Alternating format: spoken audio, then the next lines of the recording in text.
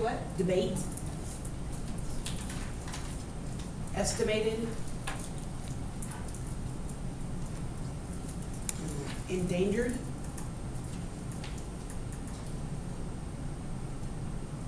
Funded. Primary. Oh, I'm sorry. Good. You go. Funded.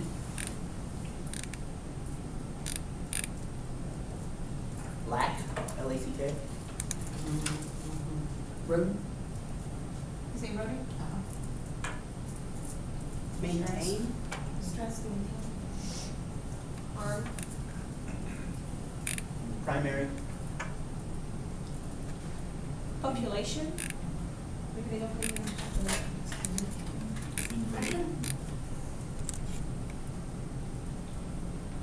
Predatory. Stray. What, institute or prairie? With prairie might be tier 3, but I just figured, Mhm. I don't know. Yeah. I know, there's some words where you're just kind of, it could be either or, you just kind of wing it quickly. I was just thinking, yeah, like Midwest, it could be, you know, 2 Mile Prairie, maybe, I don't know. Yeah. As you can see, even if we're just trying to focus with tier 2, it can get large and unwieldy pretty quickly. So then it just comes down to teacher discretion. You know, which words do I think I really want to cover with them that I'm not sure we've really talked about much this year, or maybe the way the word is used could be, could trip them up, or the ones that maybe have more weight as to the real meaning of the article resting on those, where others maybe I could just give them a real quick flip and not go so in depth. Once I have kind of looked through my tier 2 words, then I narrow it down and I create this chart. And I just have a chart stand on an easel in my classroom. And then I'll write the words and they'll have this chart with them. So I chose this week debate, rodent, because even though it was defined in the next sentence, and even though we've talked about if you see comma or the next sentence has a list, it's usually defining something, my kids, we can never stress that enough. I chose endangered because their idea of endangered is not always accurate. Invade, stress because of the type of stress that it was, and then predatory. I don't know, I mean, any of these would have been great. These are just the ones, knowing my kids, that I chose for this article. They know now, because we've done this enough times, that on Monday morning, they're going to see this on the chart. And sometime between 8:30 when they come in and 9 o'clock when we sit down and talk about it, there's a basket of markers, and every kid just gets a marker, and they just put a check mark where they think it is. So they know something about a debate, they know something about a rodent, they don't know endangered, they know I can define invade, because man, they play video games. They know about stress, because they think I stress them out every Monday through Thursday with homework.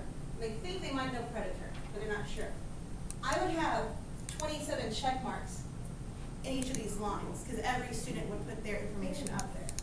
So I might have a ton of check marks for a rodent. So I would know, I'm just going to quickly define rodent just to make sure we're all on the same page and move on. Because most of my kids say they know it can define it. I'd probably call on a couple kiddos, hey, anyone who says they can define this, go ahead and raise your hand. What do you think, what is that? If they give me, say, mouse or rat, which are examples, I say, okay, but can you define why that would be a rodent? Other things that, to try to narrow it down. Because they might actually move, they know something about it, but can't define it. Or, my favorite, and it's still an issue week after week after week, you cannot use the word in its own definition. And I'll just start saying, you cannot, they'll go, use the word in the definition, or someone starts speaking like, oh, I need to move my check mark, because they know I've said it over and over now. So they got all their check marks. I'm looking, if there's tons of don't know it, I'll probably just say, does anyone want to take a stab at it? And I might just go ahead and define it for them. If lots of kids have checked stress, I would call and say, okay, what about this? Stress is when you're really upset or about something, or you're really worried about something, and that is a great definition of stress.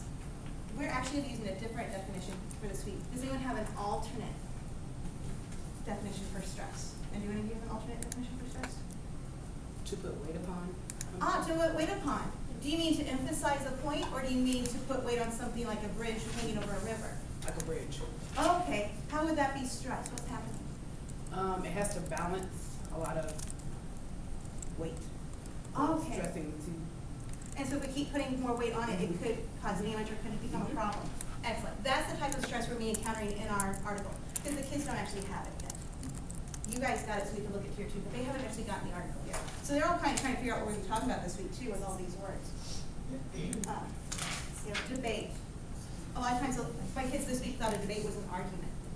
And I had to kind of find that fine line of, it can be considered an argument because you are trying to argue 2 points. But when you're thinking of argument, a lot of times they're thinking brother-sister, sibling type arguments. And this is more of a, I want to give you homework and you don't want me to give it to you, and we're respectfully and hopefully rationally, you're giving me reasons. That's the type of argument where we call that a debate, where you're trying to emphasize your point and trying to bring your opponent around to your point of view. Once we've gone over these words, if there's any tier 3 words in there that I think they'll need to know, I save those when they get the article. So then I pass out the article to my kiddos, and this week they were so taken off guard. They were so caught off guard. They had no idea it was going to be about little kittens and hummingbirds. They were just so excited. They thought it was going to be like space aliens coming in from the invade, or, you know, like, it was, so I liked it. The week before, we learned why your fingers wrinkle in the water. And we talked about tread, because it compared it to the tread on a tire. And that was a really interesting conversation. I'm like, it's new tread, it's on your tires. And I said, okay, but why is it important? So we had to talk about, sometimes it's not just enough to know what a word is, you have to know how it's used or why. So we get to kind of slide those into. These conversations usually take about 15 minutes total. In the beginning, they took closer to 30. I and they have gotten better at it. So then they have their articles and they take them home. They have the questions on the back. About Wednesday, we do a quick, all right, any questions giving you any particular trouble this week? Because sometimes some of them are really hard. Mike doesn't take it easy on them. And then on Friday, we gather together. If we have time to go through them as a group, and if not, then I just grade them and give them back. So there are lots of ways to use this. I've used it in social studies, which is actually the example I gave last time, because in the midst of talking about customs of the early Native Americans of Missouri. When we talk about plants and harvesting and all kinds of cool things. Mostly I just use it with the science by the weeks now. And it's a very clear routine for the kids. Do you ever find, since they're coming up and putting a mark, that they don't like to say they don't know something? No, because it's a check mark and it's anonymous. Okay. They're all up there at about the same time. I do have a few kids who will wait till no one's there and they do their thing. Okay. But generally, especially at this point in the classroom, we're pretty comfortable with each other. And they're not at all, I don't ask them to tell me if they need to move their check mark. Sometimes I have them, when we were doing it for social studies, I would also have them put their own personal checks in their social studies notebook. And then when we were in the discussion, I say, if you personally need to move where your check mark is, like maybe you knew it and didn't think you did, but more commonly it was you thought you knew it and you didn't. You can, we don't need to worry about moving it up here, but I still have kids who go like, Miss Muller, I thought I knew what that was, but I didn't. So why don't you go ahead and put an extra check mark in the middle column? That's okay, honey. It's okay. No, I really, they're pretty honest. They're pretty open and aware. I think that's just something that says something about, comfort level in February. So, I love these charts though. You could do it completely individually and not have them publicly put it up there, which maybe at the beginning of the year you might try a couple times. After you talk, I love this because I use it, and after I use it for my units, we have vocabulary they have to know. So I pick the 5, like you said, the most that carry over. But then we introduce it, they do their definitions, we do a bunch of activities with it, and then so we use this before they ever know what's coming, and then we use it again to see how we progress and see what we still need to hit before we actually take the test, like probably know the units, and then we do it again at the end to kind of see is there something they're still not getting. Yeah. And I love this. The kids love it, and they are so excited to see them move. I'm excited to see them move. You mentioned that last time. And it's so cool. And I did it in my geometry unit. Because we do a lot of 2D, we do a little bit of 3D, and some transformations of figures. So at the end of the 2D, which was so vocabulary heavily, even though it was all tier 3 words, they went ahead and put it up there because it was the end of the unit. And that helped them know where to focus their studies before the test. Because they knew the ones, oh, I've got these. I sort of could have these, and I don't have these at all. And in the middle, it was really interesting. I said, so the sort of have, a lot of the tests are just gonna have a picture you need to identify. Would that be enough for you? And so then they didn't spend a lot of time memorizing definitions when they didn't have to. If they can just recognize that a lot of the times that's where our skill level is in geometry in 4th grade. Because man, learning how to study, that's rough. That is rough. And the parents are, they want to help their kids study too so much too, but teaching a kid how, I mean, we're all kind of in that little boat, like, here's some strategies we've got. So I like anything that helps clear it up for the kids to where to spend their time effectively. Another activity I have is talking about what something is versus what something is not. And you could take one of these words to further investigate it. If your kids are still having trouble clearing up, you could use a tier 3 word that way. Let's go ahead and do predatory.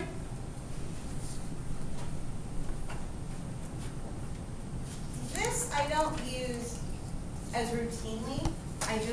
It's a good sponge if I have extra time. It's something that it's worthwhile doing in a few minutes, especially if I notice there's some kind of a confusion going on. So I just put the word, and then I put little lines.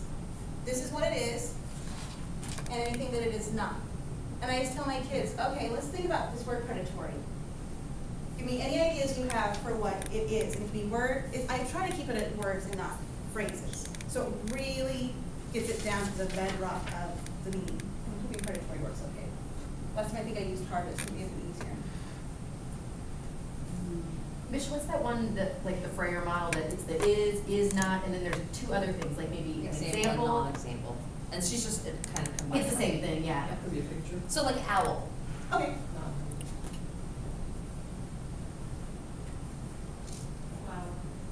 It's not. Oh, okay. So I usually have them stick with what one first. Otherwise, the kids hear all these words fine, and it's not clarifying because they don't always pay attention to the charts. I love to because I use pretty smelly, lovely, like the sketch markers. I'm like, they're so pretty. So we try to just focus on, okay, what is it? Some examples of what could be, or You could say like flower. yeah. You could give me examples of it. You could give me synonyms for it. Okay. It's pretty open. Aggressive. Hunter. There too. Pardon my spelling, children. Beaggressive. Aggressive. Aggressive. That's a cheer, yep. Can anyone tell a Jill's a cheerleading coach? Retired. Can anyone tell I was in the band?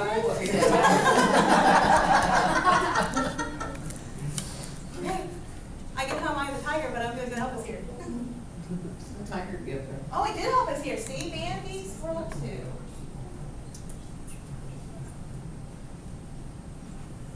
How about competitions?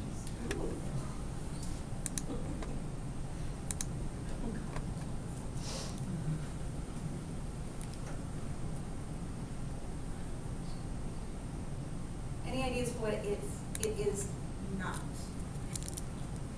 He said, Herbivore.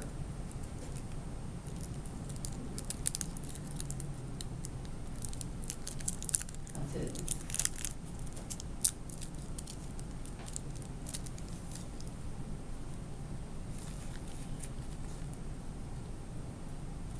I might prompt and be like, in science we find out about predator, and then what they hunt we sometimes refer to as the. Right. I was thinking of speed on that. Like, I think a predatory animal might be slow. I don't know if that would fit because it doesn't. I know mice are pretty fast.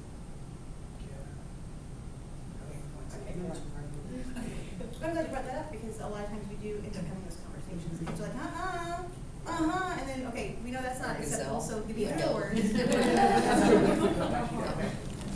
No snot stews here today, please. Well, yeah, that's tricky because you could get into that whole predators of predators and.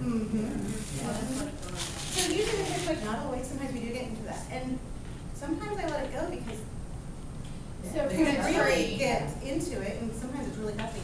You know, at the end of this, at the end of this I might say, okay, is there anything else down here that all of a sudden prompted you for another is? For instance, I was thinking of the omnivore then, when you said the herbivore. Because sometimes like, oh, I finally got an is. So I always try to go back just in case. Non-territorial. Like non-territorial, I don't know if that, Talk about that. Is that work? I mean, if you're kind of predatory, you've got territorial to protect. Territorial? I don't know if that's true or not.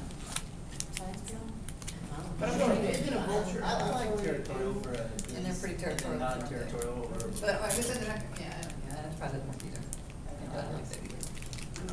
I don't really like that. Details is like that. Question. Yeah, right here, we're like, Yes. I don't know that one.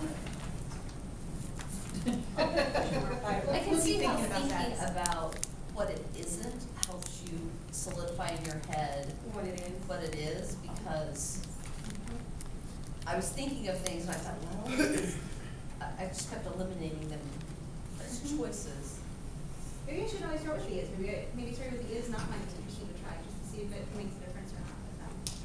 I don't know. That one was trickier than some of them. I haven't usually, so I'm not gonna use that with my children. So do you do that with tier 3 words? Is that what I'm hearing, or? I sometimes do it with tier 2, sometimes I do it with tier 3. Like ecosystems, that's gonna be one of the introductory kind of things. And that's, I don't know. A lot of people consider it a tier 3, I think it's not necessarily always. Okay. So a lot of those in-between words I think would be great. Honestly though, adapt it to use it where it makes sense for you. I hate to limit it. Another activity, and this is not related to either of these, is fourth graders and probably